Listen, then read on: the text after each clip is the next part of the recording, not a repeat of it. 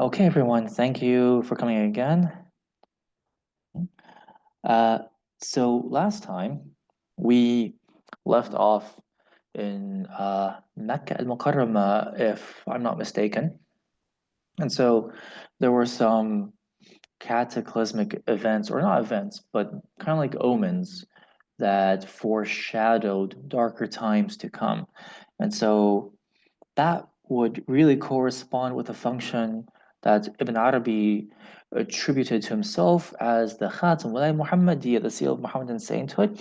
And so he saw it as his role, according to a vision he had, that his function would be to advise the whole of creation, whether they be fuqaha, jurists, or just the mu'mineen in general, the believers in general, the Sufis, um, the mutakallimun, whoever they might be. He saw it as his role to advise and assist everyone. So now we also saw his consecration in the center, the navel of the world, as it were, so to speak, which is Mecca, and we see him have this vision of being consecrated in the role of seal of sainthood. Now, that is the prerogative of the seal of Muhammad's sainthood to be the one who knows God the most. He is the one who has the most divine knowledge. Now, God Himself is wujud. So this is a good place to come back to the topic because it is one of the special prerogatives of the seal of Muhammad's sainthood to know wujud, being in existence in all its levels, in every shade, through all of its deployments. So Ibn al-Arabi is not the first person to talk about the unity of being, or wahdat al-wujud, if we might use that phrase, although he doesn't use this phrase himself. Um, but this idea existed before him, as with all things in Sufism, but he is the one who explains it in detail almost, well, not exhaustively, but he is the one who really fleshes out this idea, which remained more or less implicit before him. And so the word being wujud is extremely interesting. So we need to understand the way this word is used in language. Now, nothing can be outside of being itself or have a separate existence. It is the genus that encompasses anything you can talk about, whether it's God or creation. Uh, it is the genius. It is the genus that encompasses everything.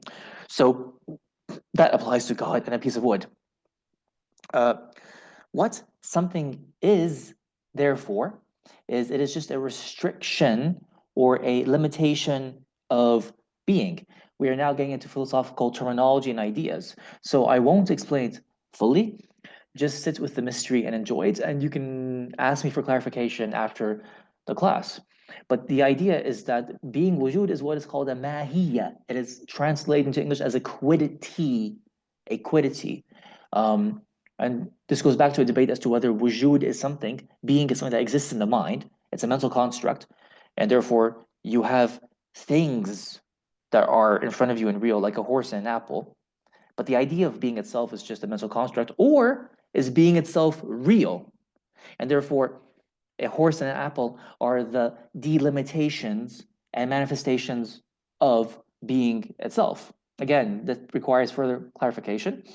So you can ask me at the end. But for Ibn Arabi, wujud is a mahiyya, it's a quiddity, and it is Allah Himself.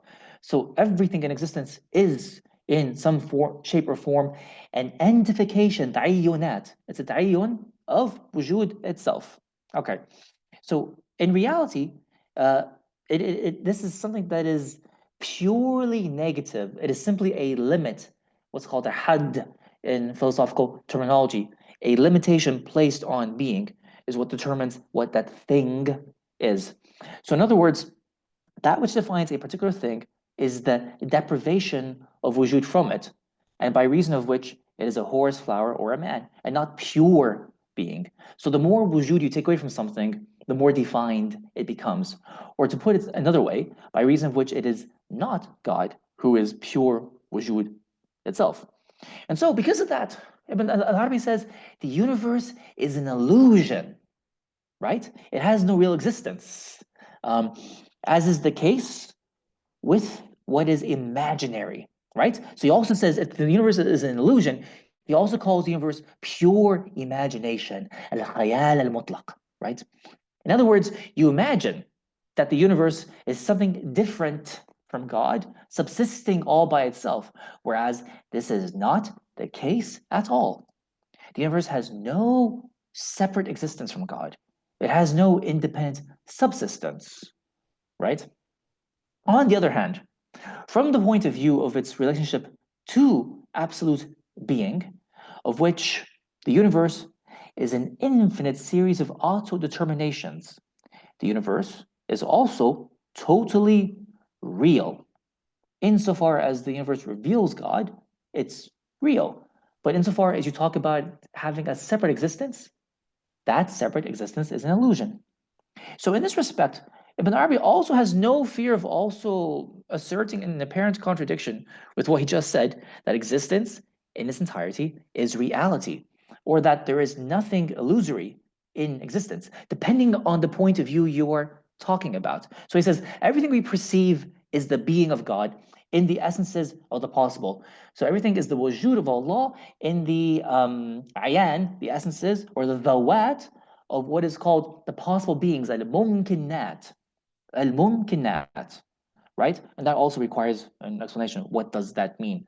Al-mumkinat, the possible things. Our wujud is possible. It's not what is called necessary, wajib. Whereas there's only one wajib al-wujud, but our existence is possible because we may or may not exist.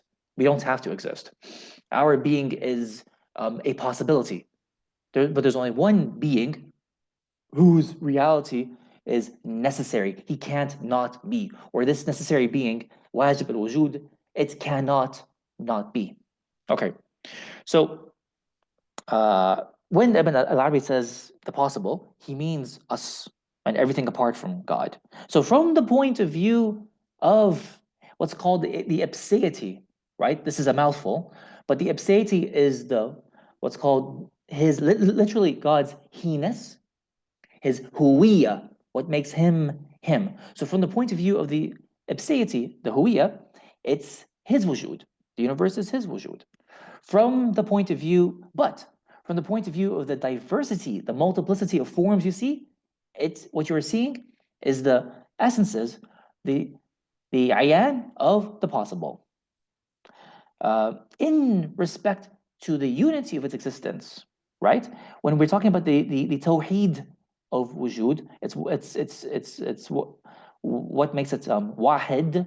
It is God, for He is the one, the unique, al-wahid al-ahad. But in respect to the multiplicity of its forms, it is the cosmos. It is the universe. And so he says, therefore the universe is neither pure being nor pure nothingness, because those are the parameters. You have pure being, which is God, and on the other end of the spectrum, you have pure non-existence. And so the universe stands somewhere in the middle. So then Ibn Arabi says something interesting. The universe is neither pure being nor pure nothingness. It is total magic. It is total magic. Now, this is an interesting way to translate the word, but the word in Arabic is actually sihr. It is total sihr, as if it was a sorcery, as if there's a spell cast on your eyes to make you think that what you're seeing is a multiplicity of things, like a kaleidoscope of shimmering lights, when really it's just one being. It makes you think. So what is it? It makes you think that it is God, and that it is not God. It makes you think that it is creation and that it is not creation. For in every respect, it is neither this nor that. That's what makes it magical, or like a spell that's been cast over your eyes. And so regarding the realities, the haqa'iq of the universe, one cannot say that they are God, nor that they are other than Him. So if you say regarding the universe that it is real, you are speaking the truth. But if you say that it is an illusion, you are not lying. So if this should arouse your confusion, it is supposed to. If this should arouse your confusion, It is supposed to, because the universe is in a state of ambiguity, which leads to what? Hayra, bewilderment. That is why there is no phrase that is more apt for succinctly summarizing the ontological status of the universe, except that it is he, not he. Huwa la huwa. That's what it is. It's him, but it's also not him. The universe is huwa la huwa. That is the shortest, most precise way you can summarize it, which can only lead to hayra, bewilderment, which is what this contemplation of the universe is supposed to do. So the expression, the unity of being wahdat al-wujud, seems to reflect Ibn al-Arabi's thought quite well. But there is the danger that if we say God is the being of the things, then it follows that the things are God. So that means everything is God, including dogs, tables, waste bins, and so on. But this conclusion, which is pervasive in the writings of Ibn Arabi's critics and his enemies, is as simplistic as it is wrong. So we say God is being, but there is a necessary distinction between the being of God and the existing beings. So the other side of his teaching, which you have to bear in mind, and he will always say this, is that he is himself, but the things are the things. And the real is the real, whilst the creature is the creature. So he'll say, Al-Rabb Rabbun, wal-Abd Abdun. These things don't mix, they don't intermix. The Lord remains the Lord, and the creature remains the creature. So again, Al-Rabb Rabbun, wal-Abd Abdun. They don't intermix, even if they share. Well, they don't share because the things are non-existent. Even if there is one being, there is still a distinction between the real al-haq and the creature. And so that begs the question, what are we? So according to the greatest master, we are what are called the immutable entities, or the fixed entities, what's known in Arabic as al-ayan al-thabita. Al-ayan al-thabita. And this is a special and important phrase Ibn Arabi uses, the fixed entities. They are the things that are fixed in the reality and they never cease to be. We are the possibles, al-mumkinat, which includes existing as well as non-existing things. As possibles in existence, we have one face turned towards wujud, and that is God, which is why we exist. And we have another face turned towards non-existence, what is called al-adam. Our real degree as the universe is between absolute being and absolute nothingness. Although strictly speaking, nothingness is what belongs to us.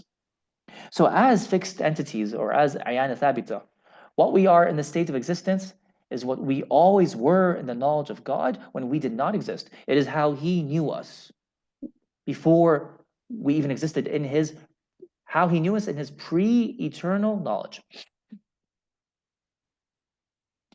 We are what we are now only because of what he knew we always were.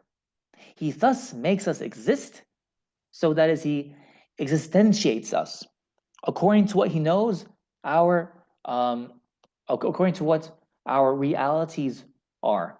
And then this is another word now, it's called the predispositions, which are the isti'adadat. Isti'adad, and then isti'adadat. Okay. He knows us according to what our isti'adad demands when we did not yet exist. Or to put more simply, as the Emir Abdul Jazairi says, he says, his acts, God's acts, are determined by his knowledge. And his knowledge in its turn is determined by its object. So this sounds a little bit complicated, but the thing that Ibn al-Arabi is getting at is that we don't really, apart from the fact that we don't have a separate existence from God's existence, we tend to assume that he makes us and then he decrees our actions. So there's qadr and qada. And then we wonder, why are we punished or even rewarded for the things that he decrees, right? So the idea is that we existed pre-eternally in his knowledge. It's not that he made us randomly. It's that we were something as he knew us, and then he brings us into existence based on the knowledge of what he knew about us. So this is why when the sinner complains on the day of judgment that God made him this way, God will simply reply, I manifested you in existence in accordance with the knowledge that you gave me of your essences. So what's called the conclusive arguments, al-hujjat al-baligha, will belong to God. So, therefore, contemplated by God, known by him, the ayan thabita, or the fixed entities, do not know themselves. God knows that they are and what they are, but they do not know that he is. It is only after the divine word is spoken, kun, be, when that's done, then the possibles, who are the fixed entities, that's when they gain consciousness of themselves. Nevertheless, all they have is a relative existence borrowed. It is a it is a borrowed existence from God. So then Sheikh Al-Akbar says, know that God alone is qualified by absolute being, and none of the possibles are qualified by being. Moreover, I say that God is existence itself. And this is what the Prophet ﷺ meant when he said, God is, and nothing is with them. God is, and nothing and no thing is with him. Right? And this is an actual hadith. وَلَا شَيْء مَعَهُ. And so Ibn Arabi explains by that, he meant that God is and no thing is. And so even more abruptly, Ibn Arabi says, the possible things never even smelt the perfume of existence. They never even smelt a whiff of wujud. We can't, because it all belongs to him.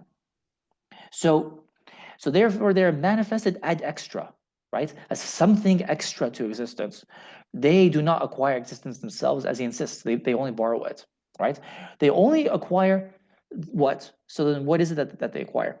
When he says kun, they acquire the ability to become places of manifestation of the real being. So you are the site, the locus, the mahal, it's called the mahal. You are the mahal from which his wujud appears. And you are the mahal from which his sifat appears. Right? To the extent of what is called your essential predisposition or your ista'dad al-dhati. So how did the universe come into existence in the first place? So then, this is through the well-known hadith Qudsi, which is actually not hadith Qudsi. It's not established what's called by a chain of transmission. This is not a sound hadith by transmission, but it's called, its meaning is sahih. Its meaning is sound. And it's known by the saints through kashaf.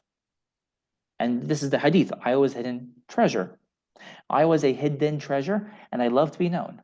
So I created the creatures and made myself known to them. Thus, they knew me through myself. Cosmogenesis is rooted in God's desire to reveal himself. Wishing to spread his light, he pulls these possibles out of the darkness of absolute nothingness, and then propels them into the sun of his being, so that they may contemplate him, and that he may contemplate himself in them. So the real being, from the point of view of his unity and his essence, is not what one calls God or Lord, right? Since from this point of view, nothing can be assigned to him, right?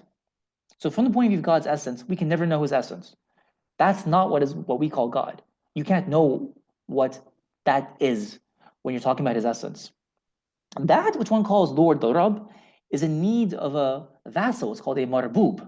The Lord, if he wants to manifest his rububiyyah, his lordship, needs a marbub. That's what one calls God, and needs an object upon which its divinity may be exercised. So then, one of the greatest representatives of Ibn Arabi's school, from the 19th century, not too long ago, the Mir Abdul Jazairi, makes this even clearer. He says, without God, the creatures would not be existentiated. They wouldn't have existence. But without the creatures, God would not become manifest. Know, however, that God, in order to manifest himself by his essence to his essence, has no need of creatures, since with relation to essence, he is absolutely independent of the worlds, غني عن العالمين, even with respect to his own names. But on the other hand, when he manifests himself with his names and his attributes, which implies the manifestation of effects in the cosmos, he needs the creatures from that point of view. So the names are not the essence, and the essence remains forever unknowable. The divine names need places of they need places to differentiate themselves and manifest their effects, what are called epiphanic receptacles. Um, yeah. So the possibles, the mumkinats, are those places. So if it wasn't for the possibles, nothing would become manifest. At this stage, nothing is manifest. So then God contemplates his beauty in himself, and the possibles are in great need of knowing this beauty. So this is now, he's talking in mythic language. The divine names cannot manifest their authority. So you talk about, like, for example, Al-Muhyi and Al-Mumit and Al-Mudhil and Al-Mu'izz. They cannot manifest their authority, and the possibles are stuck in non-existence, not knowing the beauty of the hidden treasure. And so this problem finds its resolution in what is called the divine drama, the external manifestation of the internal multiplicity of the essence of unity. So then Ibn Arabi says, the names gathered in the presence of the named, the essence, they contemplated the realities and their own meanings, and they requested that they manifest their effects so that their entities may be distinguished, the one from the other. And so there is this great pressure as a result of this because of the demands being made by the names and the possibles. This pressure, this tension, then finds its resolution, this almost this unbearable tension, finds its resolution in a cosmic sigh that relieves them of this intradivine tension.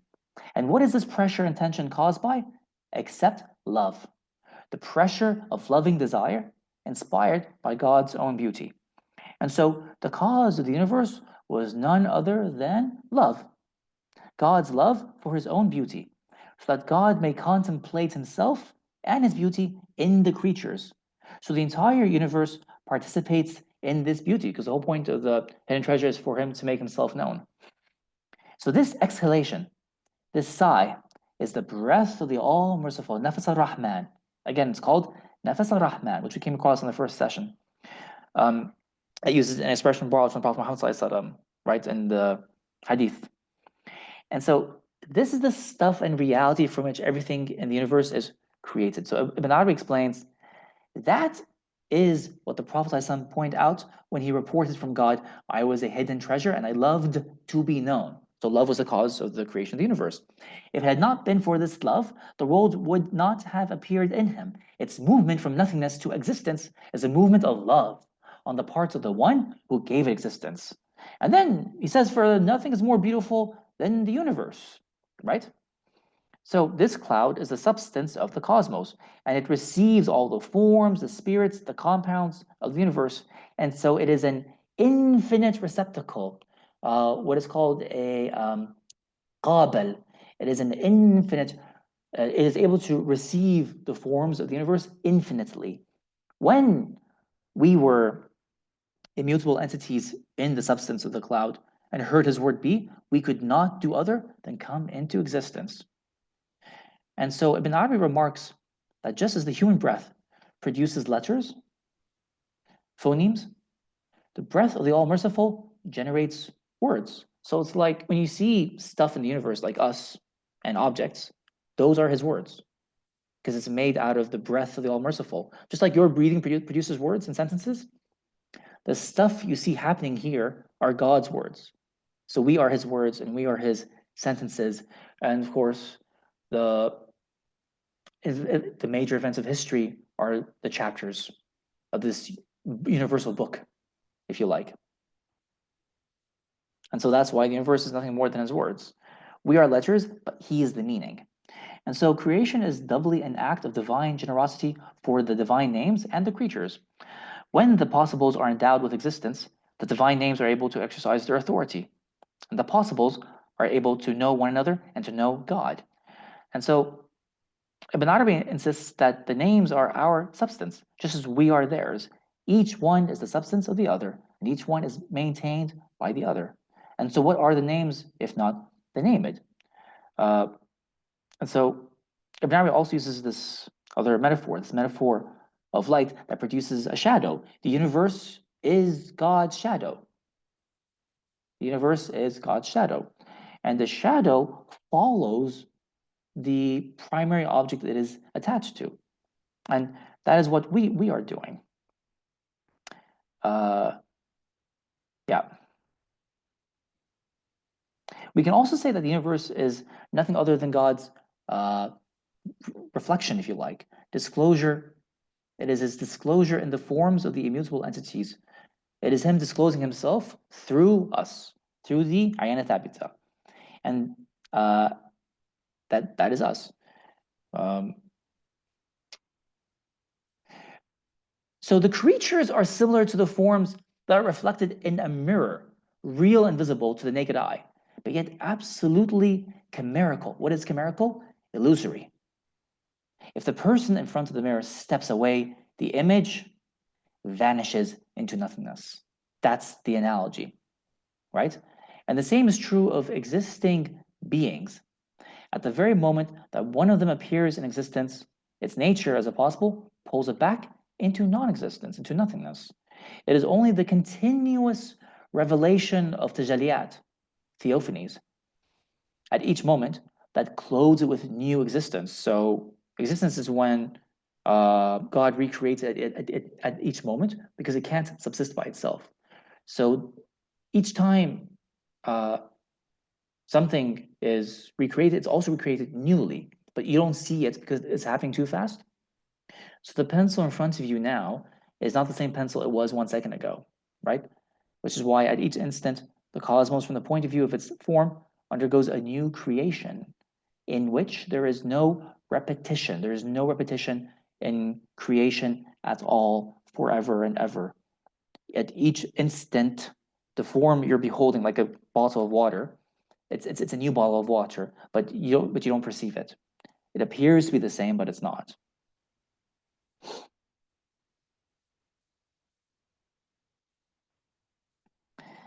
He who does not contemplate these tajalliyat, these theophanies with his heart, denies them. Like blinding flashes of lightning, these intangible theophanies, tajalliyat, are seen only with the eye of the heart, the spiritual heart, about which Ibn Arabi said, know that the heart is a polished mirror, a totally incorruptible surface. That is why the Prophet ﷺ reports God as saying, my heavens and my earth do not contain me, but the heart of my believing servant does contain me. And this is the heart of what? An insan al-kamil, the perfect human being, which is so clear that God is able to contemplate himself in that particular heart. And it's so vast that he resides in that heart. But the hearts of people have corroded, and there is only one way to restore it to its original transparency, which is the death of that powerful illusion called the ego, the nafs, the self.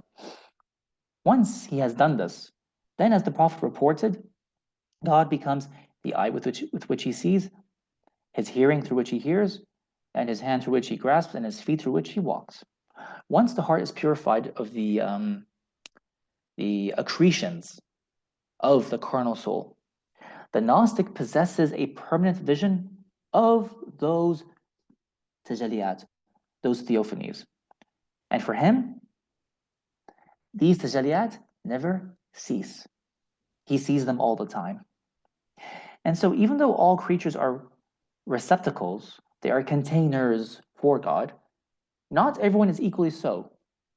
It is their predisposition, their isti'adad, which they had from all eternity, that reflects their ability to faithfully reflect the one who reveals himself. And so it's comparable to like glass and a ball of water that's being poured into a glass. So the Prophet Muhammad reports God as saying here as well, I am as my servant perceives me to be, or I am in the opinion of my servant. أنا عند ظن عبدي. أنا عند ظن عبدي. So Ibn Arabi explains that this divine narration means that just as water necessarily takes on the color of its container, he's citing a saying from Imam Junaid, the tajalliyat, the revelations of God, the self-disclosures, are conditioned by the container. Again, they are conditioned by the container, namely the heart that receives them. So the color of the water takes on the color of the cup. It thus follows that each individual knows and recognizes only that God that he can contain. The God that Ibn Arabi calls the God created through beliefs, al-haqq makhluq fil i'tiqadat. That God created by beliefs is the one whose form the heart contains. It is the one who epiphanizes, reveals himself to the heart, and whom it knows. Therefore, when God manifests himself to him in this belief, the heart recognizes him. But if God manifests himself to him in a different belief, that heart denies him. And so the Gnostic, perfect man, transcends this tragedy of an excluded, denied God. He has fully realized the meaning of the Quranic verse which says, wheresoever you turn, there is the face of God. He sees that there is nothing in the universe that is not a place for his tajalli. All sensory and intelligible forms are his places of manifestation. Consequently, there is nothing that does not have its foundation in the divine, what's called a mustanad ilahi or mustanad ilahi, because those things in the cosmos are supported by the divine names. This support, which is none other than the name, is what governs the creature at that moment and also constitutes the particular face of everything and its essential reality. So every reality in the world is a sign that orients us toward a divine reality, which is the basis of its existence and the place of its return. Which is why there is nothing that is devoid of one of his faces. May he be exalted. He is the reality of that face. This is where idolatry comes from. Everything, be it in the sensory or in the intelligible world, is capable of being an object of worship and of adoration by reason of the divine face that it possesses and which is in the very thing that is adored or worshipped in it. Thus, Ibn Arabi says and declares that God possesses a face and everything that is worshipped, and that God is that which is worshipped and everything that is worshipped. No matter what religion people follow, Ibn Arabi maintains they never worship anything but God, whether they know it or not. Hence, like the poem we saw earlier about the prairies and the gazelles and the idols in the temples, and the convents of the monks and the tablets of the Torah and the book of the Quran and everything else. But we do need to be careful because regardless of what some of Ibn Arabi's detractors and admirers might think, that poem and his teachings in general are not an invitation to combine ideas, as one might see in some New Age literature. Nothing could be further for the author of the Futuhat. So though this law states that your Lord has decreed that you worship no one but him, it also prescribes a specific form of worship to which the believer must strictly conform to. And there's more to say about this verse, but I can come back to it later. So this is why the Emir says, none of his creatures worships him in all his aspects. Because you can't, because what you're worshiping is a divine name. But also at the same time, none is unfaithful to him in all his aspects. None is completely unfaithful to him in all his aspects. Because whatever one does It's connected to some divine reality, which is based in God. No one knows him in all his aspects. No one is ignorant of him in all his aspects. So no one knows God in every way, but also no one is ignorant of him in every way. Error, thus, does not exist in this world except in a relative manner. There is not a single being in the world who is truly an atheist. If his words make you think to the contrary, it is your way of interpreting them which is flawed. You can't be 100%. Of course, you can profess outwardly the intellectual position of being an atheist. Of course, you can. But then there's the reality. The reality is you can't be completely an atheist because you'll say, I don't believe in God, but I love X, Y, Z, or I follow X, Y, Z methodology. Well, that methodology or that thing is also God, but you just don't know it, or you don't see it. And so this passage summarizes everything we talked about very nicely and very succinctly. It is reported that the Messenger of God, sallallahu alaihi wasallam, said, God is beautiful and he loves beauty. It is God who made the world and endowed it with existence. The entire universe is therefore supremely beautiful. There is nothing ugly in it whatsoever. On the contrary, in it God has brought together all perfection and all beauty. The Gnostics see it as being nothing other than the form of the divine reality. For God is he who is revealed in every face, he to whom every sign refers back, he upon whom all eyes rest, he who is worshipped in every object of worship. The whole universe offers up its prayers to him, falls down before him, and sings his praises. All tongues speak of him alone, and him alone all hearts desire. Even if your heart desires, for example, Layla or Majnun, right? And Buthaina, and so on and so forth, those are all God. If it were not so, no messenger and no prophet would have loved woman or child. Why? Because the only thing a messenger or prophet loves is the divine face in things. So the divine face in a woman and the divine face in a child. And same with everything else. So after all said and done, therefore, all beings are thus bound to the divine mercy, from which, through the breath of the All-Merciful, they received existence. So now he carries whole that whole substance and teachings of Rahma with him onto Konya and throughout the other different lands in what is modern day Turkey. And so he goes to Sivas as well. He goes to Malatya, and he goes even to Haran, I believe.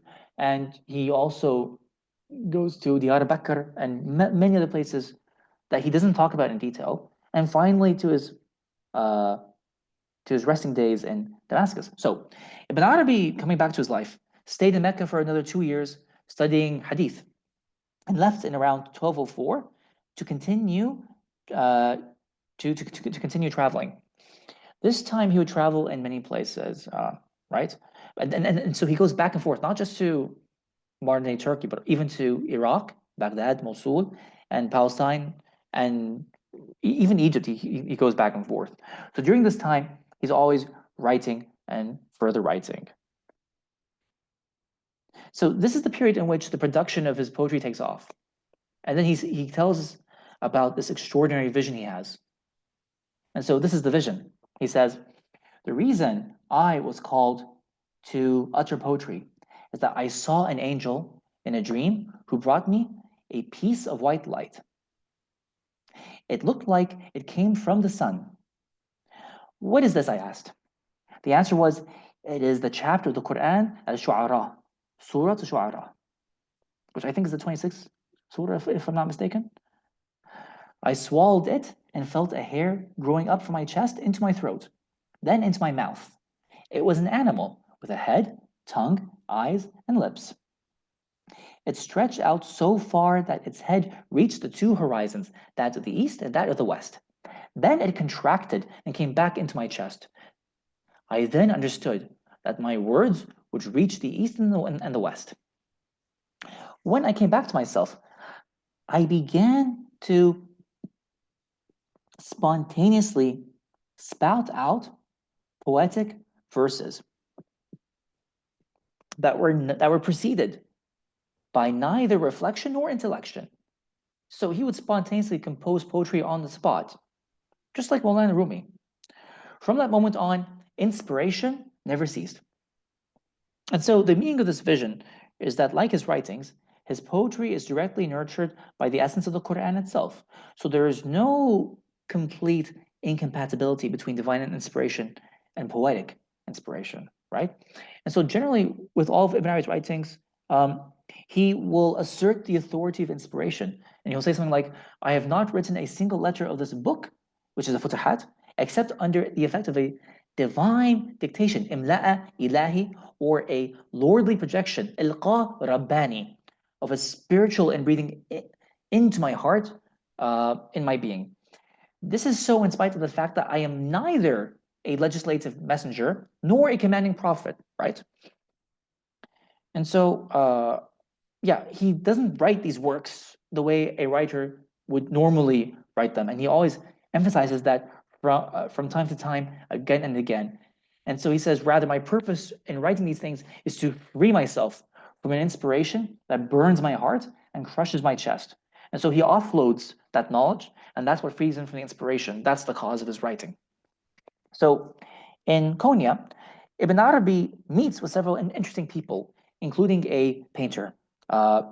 Even though the knowledge gained of God's names, even through the knowledge of gained through God's names, the Sufi master is able to gain knowledge of the different forms of arts through them, as Ibn Arabi did through his meditation on the divine name, the Maker. So he says, it is from this divine name, the Maker, Al-Bari'u, that there derives the inspiration to painters and bringing beauty and proper harmony to their pictures. So it comes from this name.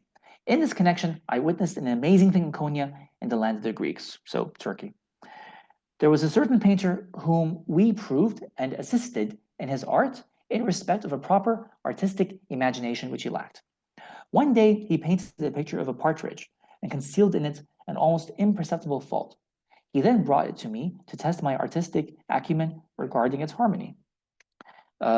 He had painted on it he had painted the partridge on a large plate, like you see in the picture, so that its size was true to life. There was in the house a falcon, which, when it saw the painting, attacked it, thinking the painting on the plate to be a real partridge with its plumage in full color. So the falcon swoops down, trying to attack it. Indeed, all present were amazed at the beauty of the picture. The painter, having taken the others into his confidence, asked for my opinion on his work. I told him I thought the picture was perfect, but for one small defect. When he asked me what it was, I told him that the length of its legs was out of proportion very slightly. Then he came and kissed my head, because that was the fault that he concealed on purpose. And he wanted to test the artistic acumen of those present with them. And so Ibn Arabi travels with Ibn Jubayr to different lands. Haran could have been one of them. And it might have been there that Ibn Arabi meets a group of sun worshippers, right? And so he says that I saw a group of many people worshiping the sun in these Greek lands, but he doesn't tell us which one it is. And so he sits down and has lunch with one of their scholars. And so Ibn Arabi asks him, why are you doing shirk in your worship of God with the sun? So this Greek scholar, I think he understands what it means to say that, since he would have been in a land that was under Islamic rule, and he would have understood the implication of that. So his response to Ibn Arabi is, Hashallah, Hashallah, God forbid. We don't worship the sun in as much as it is the sun. God is one God, Allah ilahun wahid. So then he explains, right? He says, our men of knowledge looked at the benefits which this great luminous body has in the world. And then this Greek scholar continues to explain what those benefits are and how God is connected to it. So then the Greek scholar continues, they recognized that if it had not had an importance from God, he would not have entrusted the sun to these matters, like the benefits connected to the sun, like light and warmth, and bringing life to the earth, and so on and so forth, right? So therefore, we seek nearness to God by exaltation, what is called ta'zim, right? Or even veneration, by venerating the sun, so that we'll have a good intermediary with God for our purification. But it doesn't have to be purification. The word is takhlis, which could also mean for our salvation, so that we'll have a good intermediary, which I think is a wisata with God for our salvation, our deliverance. According to us, in our opinion, the Son is a poor servant of God Almighty. By it, through it, God shows concern for us. And so Ibn Arabi says, this is what he said to me while we were sitting at his table as a guest. There is a scholarly opinion that this meeting didn't happen in real life, but I disagree with that interpretation for various reasons, but I won't get into it right now. But so I think that meeting actually happened. And so Ibn Arabi meets other strange people as well. A man named Ibn Antar in around 1204 or 601 in the Hijri reckoning. And so this man is a very interesting individual. The historians call him a liar, stupid, uncouth, conceited, and a slanderer. And they're very severe in their criticisms. And the reason they are severe in their criticisms of him is because he used to imitate books, like the book of poetry of Abu Tamam, the Hamasa. But he also imitates the Quran, which is also a crime, really, to actually write and imitate the Quran. So I don't know how he managed to stick around, but that's what he did. So Ibn Arabi, then it's also confusing, therefore, to read that Ibn Arabi saw in him one of the most devout and noble of men, right? Which is a bit strange. But Ibn Arabi does tell us, right, that after Ibn Arabi happened to read some of the surahs of this man's work, that Ibn Arabi says that this man seems to be suffering from a certain disequilibrium. Maybe he's mentally not all there or has mental issues, which is a generous interpretation of that episode. And so, after traveling through these lands, Ibn Arabi arrives in Damascus. But again, he keeps traveling back and forth. This isn't when he stays in Damascus.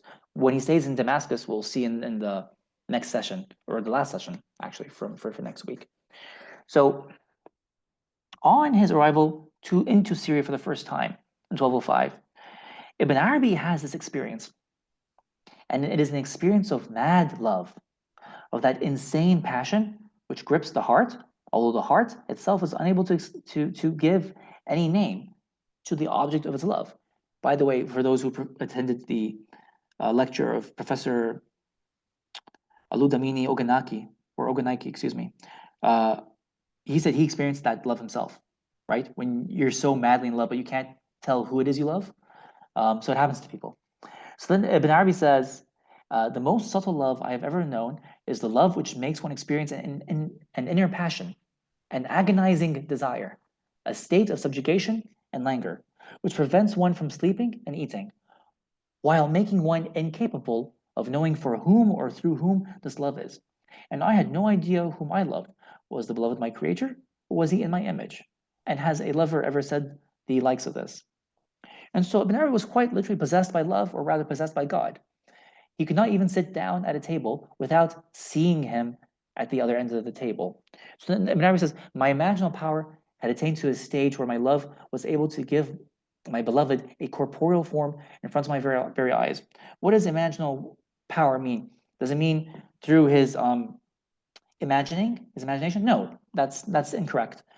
Imaginal refers to an actual realm of being. He means quite literally. You could see God sitting at the other end of the table in body form. And so Ibn Arabi said, I could not look at him. He would speak to me. I would listen to him and understand what he said. So he's describing this physically actually happened, right? But it's an imaginal form. It's not a physical form, it's an imaginal form. In this way, he rendered me incapable for several days of eating anything whatsoever. Every time the table was pulled up in front of me so that I could eat, he would stand in front of it, look at me, and say to me in words that I heard with my ears, "So, you can eat while you contemplate me," which is a criticism. Instantly, I would stop eating. But even so, I experienced no hunger because I was filled with him to such an extent that I grew fatter and put on weight simply by looking at him. And in this way, he became a substitute for food. Um, if this sounds strange to you, and like the episode of a maniac, I do invite you to contemplate another hadith which you may have heard of, in which the Prophet Muhammad would practice something called wisal. What is wisal? It's continuous fasting, right? He would practice continuous fasting and not break his fast, which is forbidden to us to do, but he would do it, and his inheritors would do it. Why? Because precisely because of this contemplation, in which he would receive sustenance, and so the hadith says, "Because I receive what you do not receive, sustenance from my Lord," which is the perception of that image that feeds him, right? And so Ibn Arabi continues, "My companions and my family were amazed to see me get fatter, even though I was not taking any food at all. This actually went on for a number of days, with me eating nothing, and even so, experiencing neither hunger nor thirst. But he was before my eyes at every moment, regardless of whether I was standing, sitting, moving around, or motionless. In the morning, I would be so full of energy and have no desire to eat. People could even smell the odor of the food my Lord would give me.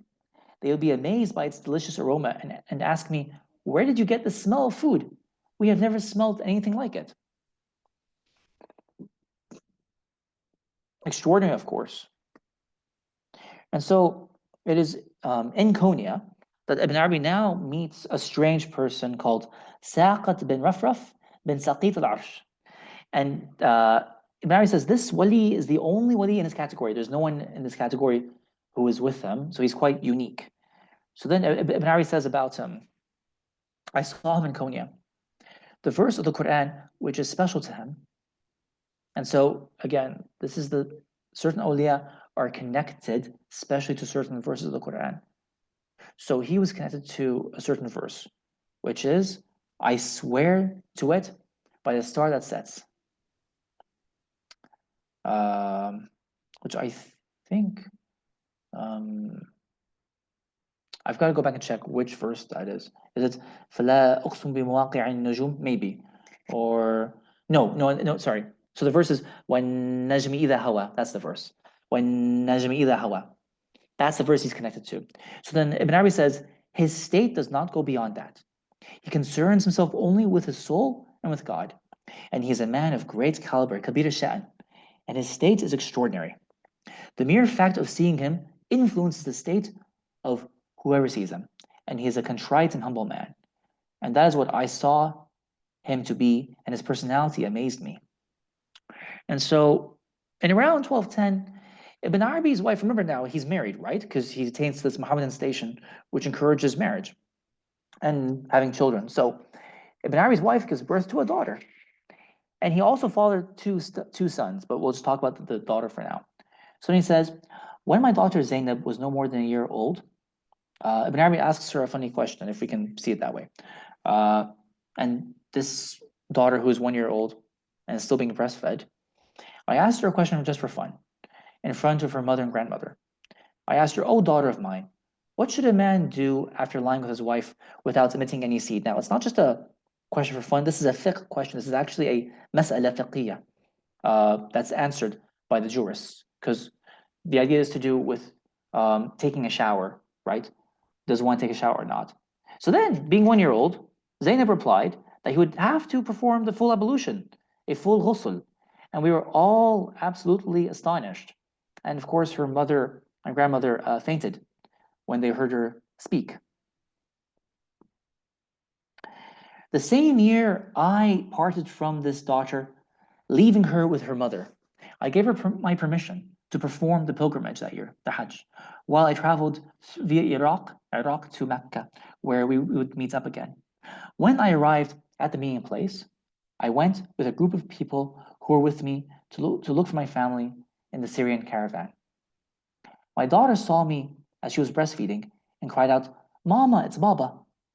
Then her mother looked and saw me in the distance, and Zainab kept on calling, It's Baba, it's Baba. By the way, like if you can just go back to what I said in the first session, Ibn Arabi narrates things almost cinematically, shot by shot, frame by frame, and that is just extraordinary to see.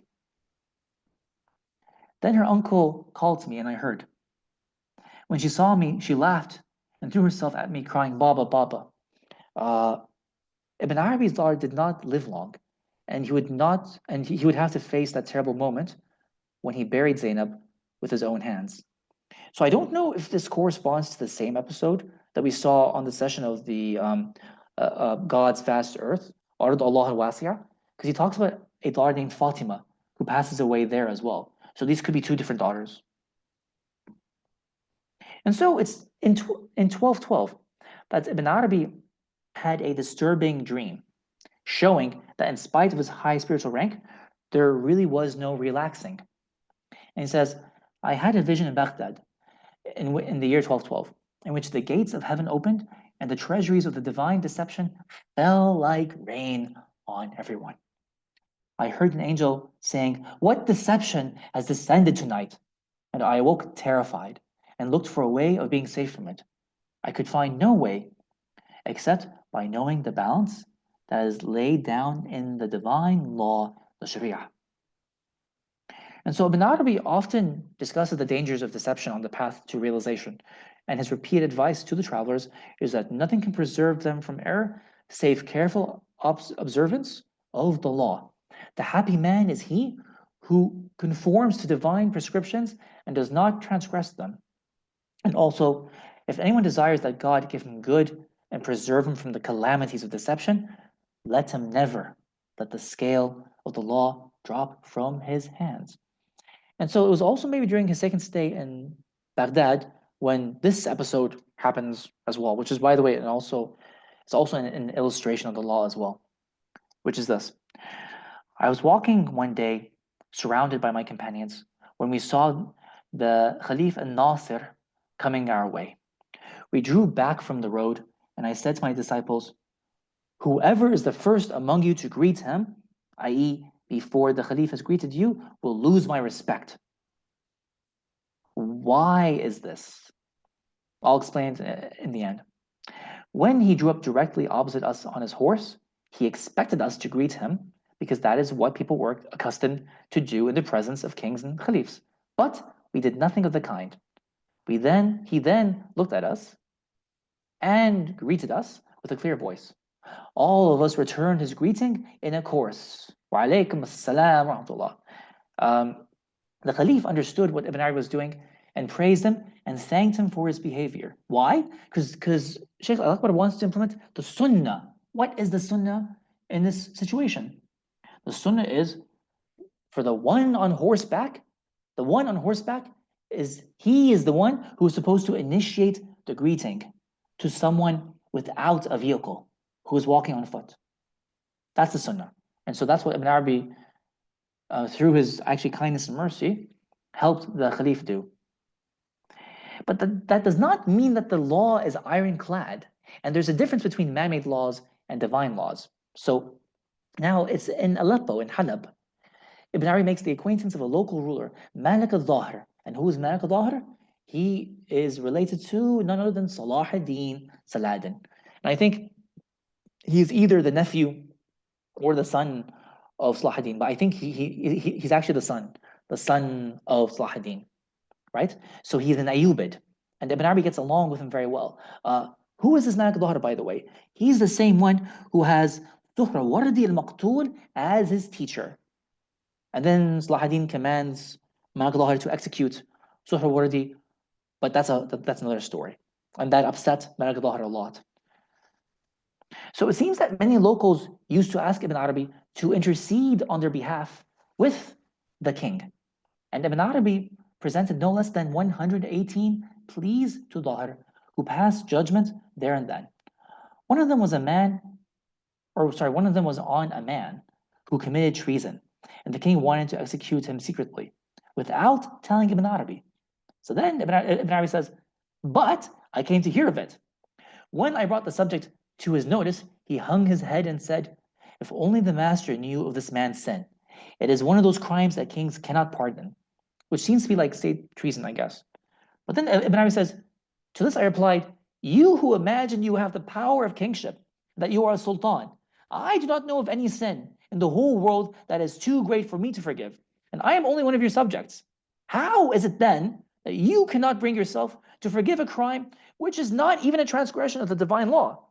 Your royal magnanimity is meager indeed. At this he was overcome with shame and set the man free and forgave him. Again, he does this kind of thing that one of his friends told him off for in one of the previous sessions, right? And said, please be careful. But Ibn Arabi won't. He will not he won't what's the word I'm looking for? He will never sacrifice the integrity of the law. So it was also in Konya. When exactly we don't know, that he experienced the most painful night in his life. The night when he was given the knowledge of the difference between al-qadr and al-qada, pre-eternal decree and the existentiate decree. So he said, I contemplated this abode in Konya during the course of a night, which was the longest I have ever had to live through. It was then that I understood the difference between the pre-eternal decree and the decree that comes into existence. So then he's writing in a letter to one of his friends, or when we say friend, we mean awliya. When your friend decided to take the road, that means himself, to take the road and realize his aim, a steep hill, which is called the Aqaba, a steep hill interposed itself between him and the attainment of his goal. I saw that it was difficult to climb and posed an obstacle between me and the meeting I was hoping for. I stopped a little short of it during a night without a dawn, which held I knew not what in store for me. So I sought the cord of preservation, حبل الاعتصام, and clung to the solid handle, عروة الوثقى. A voice called out to me, saying, persevere just as you are.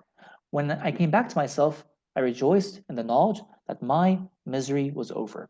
So Ibn Arabi is too enigmatic to let us know what exactly happened here.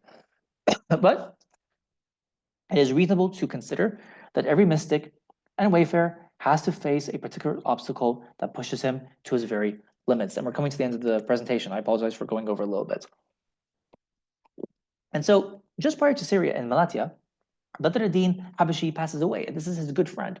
I didn't really get enough of a chance to show his interactions with Ibn Arabi, but those are also worth considering as well, because he was the faithful companion to Ibn Arabi, and as were some other disciples, but him especially. So then Ibn Arabi notes this episode because really, after his difficulties, now his faithful companion has left him as well. So he says, when death came to him at my house, he was quite willing and ready to meet his Lord. He died in the night. I myself had intended to wash his body. However, in the morning, the people came to pay their respects, and among them was the righteous jurist Kamal ad-Din Muzaffar, a man of the town and one of the Sufis. Then he began to wash al-Habashi's body. When he had completed his task, I asked him to lead the prayer. When he had finished the prayer, he told me that when he was beginning to wash the body and thinking how unworthy he was to wash such a man, the eyes of al-Habashi opened, looked up at him, smiled, and then closed again. I myself went to his grave during the afternoon and complained to him of something which had befallen me after his death.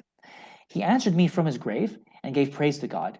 I heard his voice clearly as he expressed concern for what I had told him, may God rest his soul.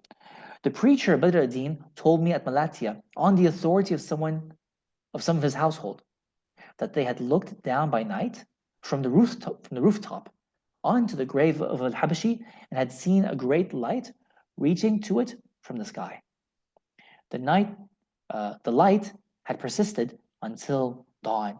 I could not find the right picture for that, but that deserves really an amazing picture and image. So finally, now we come to Damascus, which will be his last stop in life, where he will remain for the rest of his days, right? And so in the next and final session, we'll come to Ibn al-Arabi's death, of course, and what that means for his legacy, this bearing legacy for the world, and explain how his teachings really lean towards and emphasize the importance of universal mercy, al-rahma al-'amma, for all. Thank you very much.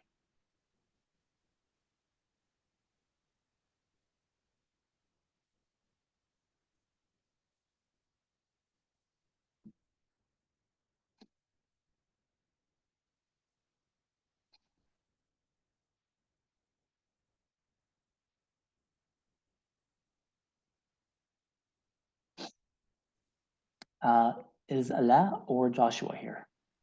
Yeah, I'm right here, Dr. Faris. I was gonna say that we had a question at the part where you were talking about unity of being and how we are creatures of God. Khadija Mhm. was asking, but does this not mean we existed from the beginning along with God? No, because we don't share his wujud. But you're asking an excellent question.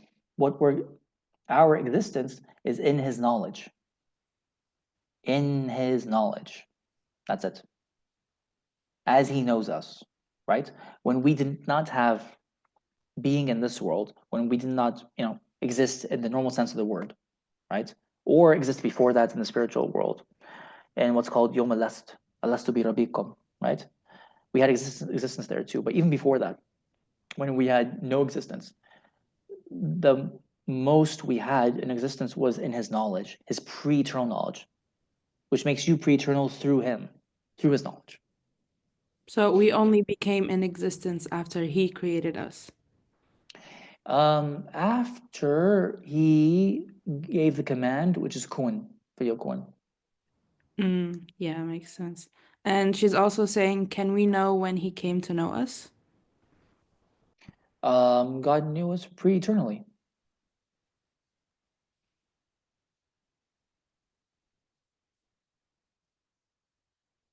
But if you're referring to a specific slide, just let me know what slide it is in the WhatsApp group, and I'll have a look at it again and answer that question. But the short answer is that he knew us pre-eternally, of course, from eternity.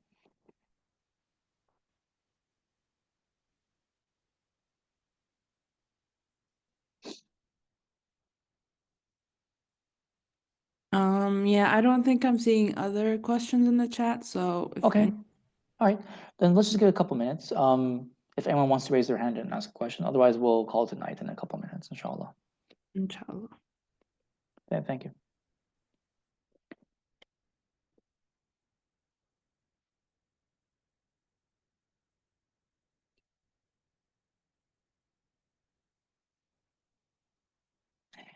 And I know, sorry, this might have been my fault. That was a lot to take in, not just the philosophy, but the events that happened in his life as well. You just need to sit down and process what happened. Yes, Sahar, please, thank you.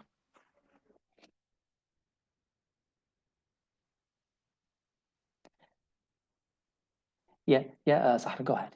Here we go.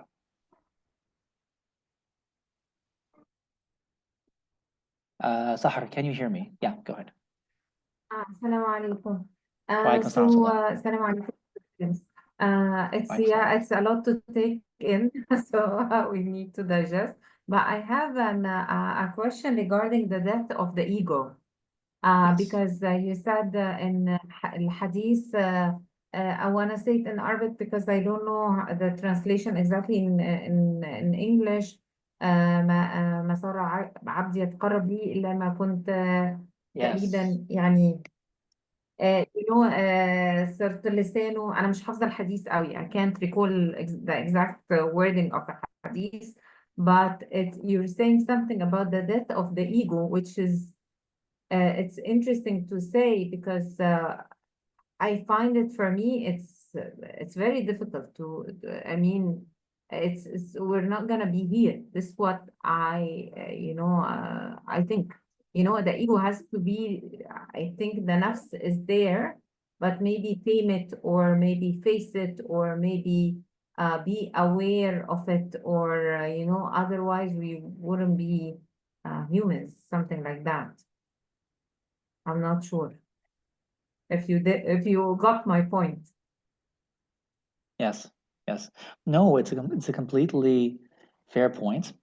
But I think for us, you're right. Like, also, a lot of us can't really kill the ego completely. Like, that's really a hard thing to do. So, the way of the tariqah, especially the teachings of the shuyukh, is to be gentle with the nafs and help it coax it to um, do the things that are right, for example.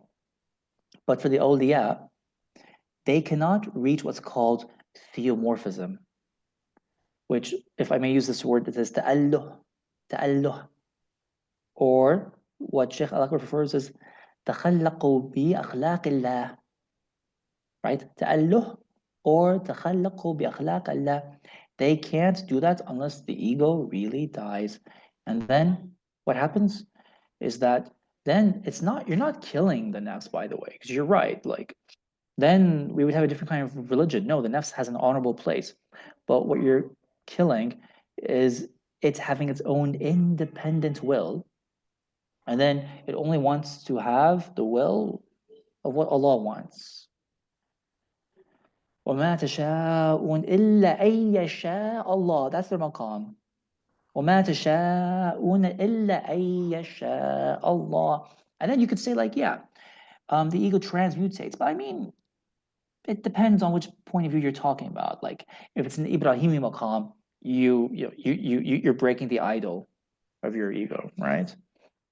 Or you could say the old ego dies and there's a new nafs that's reborn. That's another way of saying it, right? But the awliya, they have to do that. Otherwise, they cannot experience what is called a theomorphism, which is the transformation of themselves into receptacles of divine tajalliyat and being the hand through which Allah moves them, right? And so then they cannot achieve their function in creation unless they do that. That's why it's a high maqam, right? Um, so that is for them. That particular maqam is for them. If that makes sense. جزاكم الله خير. Yeah, thank you, thank you. Allah barik جزاكم fiki. الله خير. But by the way, otherwise the nafs is a beautiful thing. You're totally right. The nafs has its place. We don't dismiss the nafs, right? It's a certain kind of death. It's not a complete death. It's the death of it's assuming it has an independent will that's independent from God, right? Otherwise, the nafs is it has its place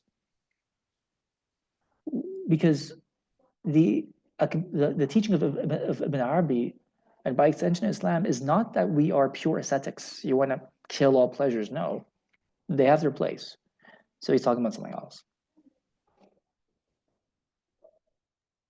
Oh, we have two more questions in the chat. Asma Mushtaq is asking, I wanted to know if you could speak about the physical form of God at the table a bit more.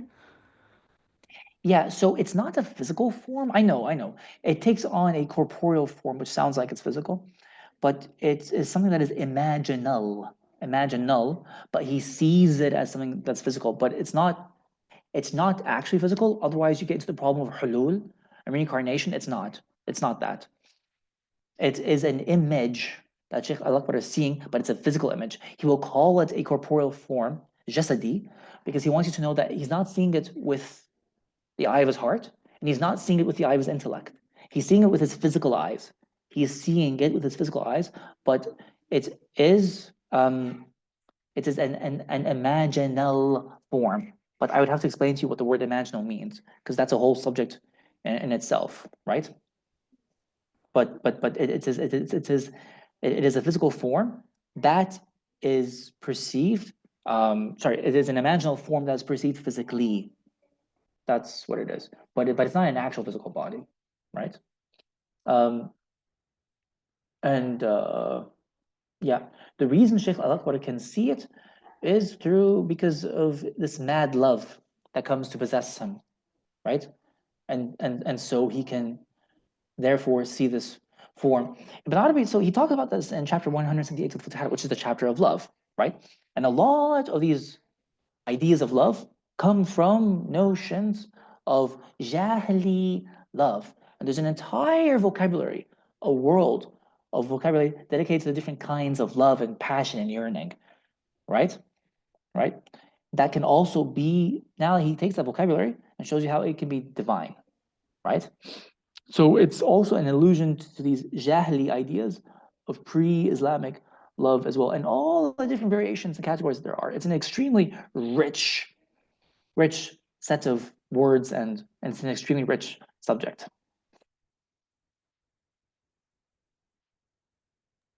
Yeah, Sorry, Isma, is that what you wanted to know?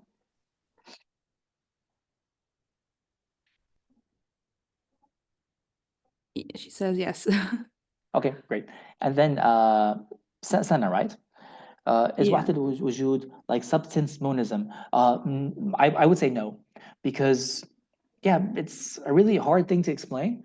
It's not, because if you say monism, you're saying everything's equally God. Everything's not equally God. It's not even God to begin with, because that would imply two beings, but there's only one being, and we are nothing. It's something else. Um, it's not a substance, because the word used for substance is jawhar. So God is not a jawhar at all. And the basis of our understanding of God is laysa kamithlihi shay'un. Laysa kamithlihi shay'un. There is nothing like unto him. So Ibn Arabi says that's what wujud is. There's nothing like wujud. Because you know it's real, or at least you can demonstrate that it's a real thing. It's not a mental construct. Wujud is a real thing. But you can't perceive it itself. I perceive the things in wujud, but I can't perceive wujud itself. It's analogous to talking about air. I know air is real, but can you see air with your eyes? Can you see the particles of air? You can't. You deduce its existence. Well, wujud is even more subtle than that. Wujud is even more refined than that. But you're right, it's a thing, but you have to give it the right name. It's not a johar. Johar is to do with something that's made more composite, whereas wujud is as simple as it can be. It's extremely simple, but it's not a substance. So we use the word in philosophy called it is a mahiya. Mahiya, it's a quiddity. It's a quiddity. That's the word that is used, right? So it's a mahiya, if you like. Yes.